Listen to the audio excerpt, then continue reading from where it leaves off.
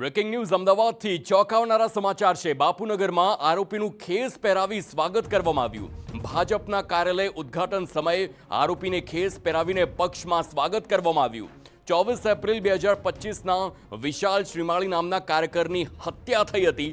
કાર્યકરની હત્યામાં એ બંને આરોપીઓનું નામ સામે આવ્યું હતું। હર્ષદ અને હિંમત સોલંકીનું પક્ષમાં સ્વાગત કરવામાં આવ્યું। ધારાસભ્ય દિનેશ કુશવાહાએ ખેસ પહેરાવીને સ્વાગત કરતા વિવાદ સર્જાયો છે। સંવાદદાતા રોનક વર્મા ફોનલાઈન પર। રોનક, ચૂંટણી ટાણે જ આ પ્રકારના વિવાદ એ ભાજપ માટે ચિંતાની વાત કહેવાય, કારણ કે આરોપીનું જ્યારે સ્વાગત કરવામાં આવે છે તો પ્રજામાં શું મેસેજ જાય તે પણ એક સવાલ।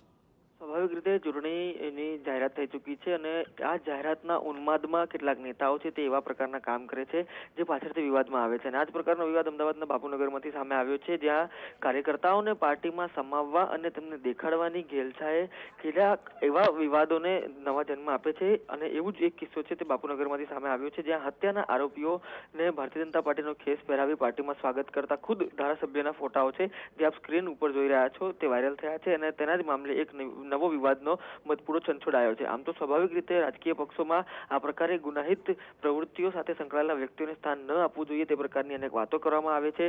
આ પ્રકારના લોકોને દાવેદારી પણ ન કરવા દેવામાં આવે તેવી વાતો કરવામાં આવે છે, પરંતુ આ તમામ બાબતો વચ્ચે ખુદ ધારાસભ્ય જ આવા કલંકિત કાર્યકર્તાઓને ભાજપમાં પ્રવેશ આપે તે કેટલા હદ સુધી યોગ્ય છે તેને લઈને પણ કાર્યકર્તાઓ છે તે સવાલ ઉપાડી રહ્યા છે। બિલકુલ, આભાર રોનક સમગ્ર માહિતી બદલ।